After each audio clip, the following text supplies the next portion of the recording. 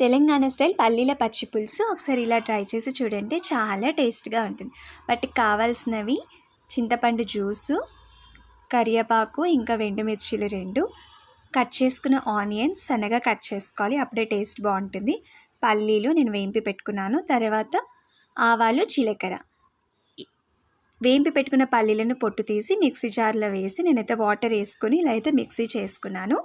Paste చేసుకున్న దాన్ని ఇప్పుడు ఒక గిన్నెలో ఆనియన్స్ అయితే వేసుకొని అందులోనే కొంచెం కారం, కొంచెం సాల్ట్ అయితే వేసుకున్నాను. వాటిని బాగా మిక్స్ చేసుకున్నాను.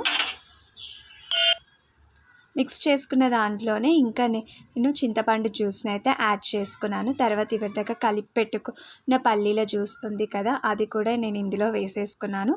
అందులోనే వాటర్ కూడా వేసుకున్నాను. టేస్ట్కి తగ్గట్టు వాటర్ అయితే యాడ్ చేసేసుకున్నాను. ఇక్కడ నేను ఇలా కలుపుకుంటూ సాల్ట్ ఎంత పడుతుంది అని మనం టేస్ట్ చేసి అయితే చూసుకోవచ్చు. నాకైతే సాల్ట్ సరిపోయింది. మీకు సరిపోకపోతే సాల్ట్ అయితే ఇక్కడ యాడ్ చేసుకోవచ్చు. దాని తర్వాత ఇంకా పోపుకి అయితే రెడీ చేసుకోవడమే. పోపు కోసం ఒక కడాయి పెట్టుకొని అందులో ఆయిల్ అయితే వేసుకోవాలి.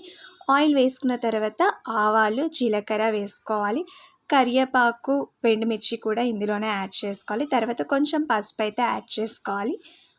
పసుపు యాడ్ చేసుకున్న తర్వాత ఇంకా మంటని లో ఫ్లేమ్లో పెట్టేసేయాలి ఇదంతా. దాని తర్వాత కడాయి ఉన్న పోపు తీసుకొచ్చి ఈ పచ్చి పులుసులో వేస్తే రెడీ.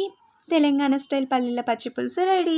వేడి వేడి అన్నంలో తింటే చాలా టేస్ట్ ఉంటుంది. ఎండాకాలంలో అయితే చాలా బాగా పనిచేస్తుంది, అంటే చలవ కోసం. Please do subscribe our channel.